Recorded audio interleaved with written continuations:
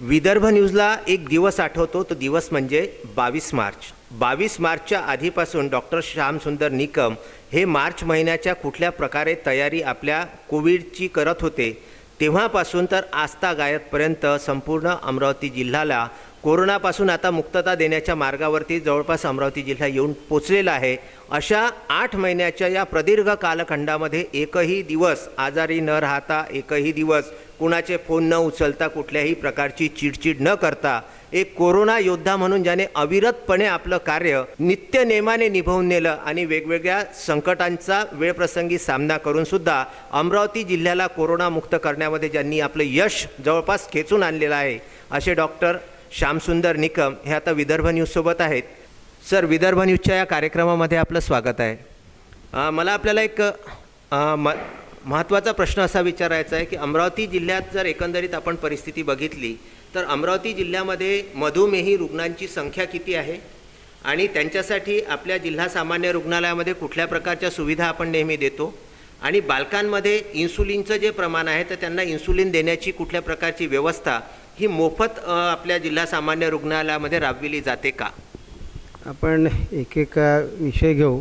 पहिला जो मुद्दा आहे आपला की या जिल्ह्यांमध्ये किती मधुमेहीचे रुग्ण आहे, यासाठी शासनामार्फत NCD प्रोग्राम असंसर्गजन्य आजार नियंत्रण कार्यक्रम चालवला जातो आणि त्या आजारामध्ये मधुमेह हा एक आजार आहे.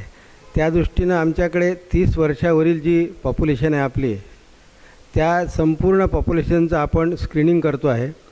आमची जी काही आतापर्यंत स्क्रीनिंग झाली त्या स्क्रीनिंगमध्ये 76,000च्या वर डायबिटीजचे रुग्ण आढळलेले आहेत, पण ही संख्या फक्त 30 वर्षावरील स्त्री आणि पुरुषांची आहे.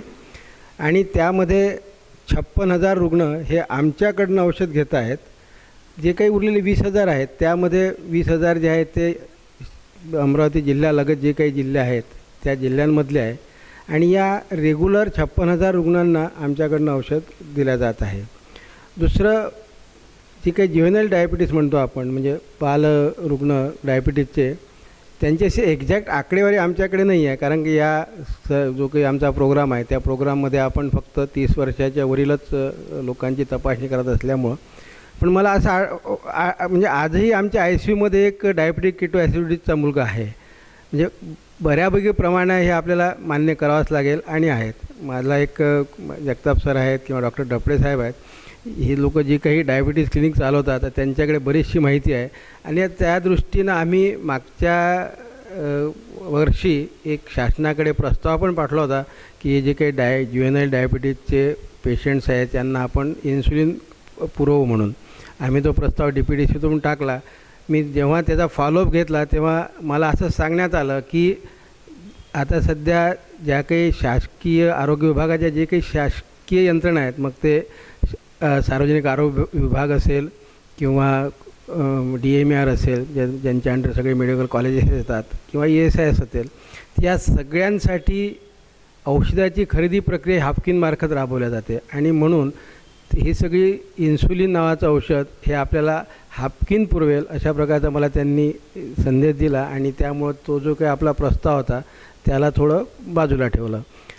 अडचण एकच आहे की आपल्याला ज्यावेळेस आता आपण असं होतो की आपल्याला लवकर इन्सुलिन मिळेल, पण तसं झालं नाही. त्याबद्दल खरं म्हणजे मला पण एक त्याचं अशी दुःख आहे की जे पेशंट्स आम्ही पाहतो, जे भरती होतात त्यांना आम्ही इन्सुलिन पुरवतो, जे आमच्याकडे ॲडमिट होतील त्यांना आपण इन्सुलिन देऊ, पण रेग्युलर घरी गेल्यानंतर बरीचशी जनता एवढी गरिबी रेषेच्या खाली आहेत की ते या इन्सुलिनचा घेऊ शकत नाही.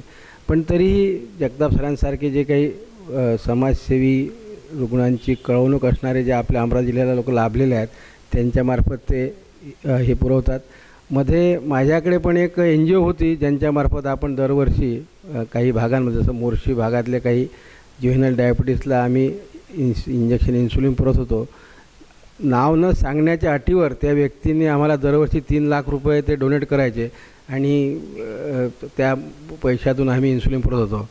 मधल्या पिरियडमध्ये थोडी अव्यस्ततेमुळं मी तिकडे लक्ष देऊ शकलो नाही, पण पुनश्च आता या 14 नोव्हेंबरच्या जागतिक डायबिटीज दिनानिमित्त परत त्या प्रोग्राम मला राबवावा लागेल आणि नक्कीच आम्ही त्यासाठी प्रयत्न करू. सगळ्या डायबिटिक असोसिएशनचे मंडळीचे सगळे आम्हाला सहकार्य राहतात आणि त्याच्यामुळं ते काही कठीण जाईल असं वाटत नाही. माझा एक प्रयत्न हाच राहील की लवकरात लवकर आपल्याला इन्सुलिन या ज्युएनल डायबिटीज पेशंटसाठी कसं मिळेल याकडे आहे.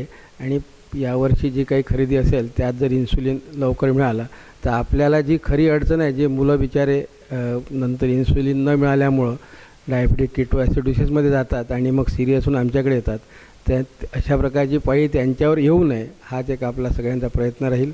डायबिटीच्या दृष्टीनं शासनामार्फत एक डायबिटिक रेटिनोपॅथीचा जो एक कॉम्प्लिकेशन राहतं त्याचीसुद्धा नियमित तपासणी आमच्या ऑप्थॅल्मिक डिपार्टमेंट, जे आमचं डोळ्याचं डिपार्टमेंट आहे त्यामार्फत रेग्युलरली ते आपला प्रोग्राम चालू आहे. त्यांना जर काही फिजिओथेरपीची गरज पडली तर फिजिओथेरपीचीसुद्धा व्यवस्था आपण आपल्यामार्फत केलेली आहेत. आणि काउन्सिलिंगचा जो पार्ट आहे त्यासाठी आमच्याकडे जे काउन्सिलर्स आहेत त्यांना मग ते डाएटचं काउन्सिलिंग असेल, एक्झरसाईज असेल, या सगळ्या बाबींवर त्यांना मार्गदर्शन केलं जातं. आपला हाच प्रयत्न आहे की जास्तीत जास्त जनतेला, खरं म्हणजे आता एक म्हणता येईल की अजूनही गरीब पेशंटची संख्या जास्त असल्यामुळं त्यांची काळजी घेणं ही एक प्रकारे शासनाची जबाबदारी आहे आणि ती आमच्या परीनं जेवढ्या चांगल्या तऱ्हेनं पार पाडता येईल तो आमचा प्रयत्न आहे. आपल्यासोबत असं हे व्यक्तिमत्व होतं डॉक्टर श्यामसुंदर निकम, जिल्हा शल्य चिकित्सक, जिल्हा सामान्य रुग्णालय अमरावती. बालमधुमेहींसाठी कुठल्या प्रकारच्या अडचणी आपल्या शासनाच्या कडून आपल्याला येतात आणि त्यासाठी कुठल्या प्रकारची उपाययोजना त्यांनी केलेली आहे आणि पुढेही काय करू पाहत आहेत हे सुद्धा त्यांनी मोकळेपणाने आपल्याला सांगितलं.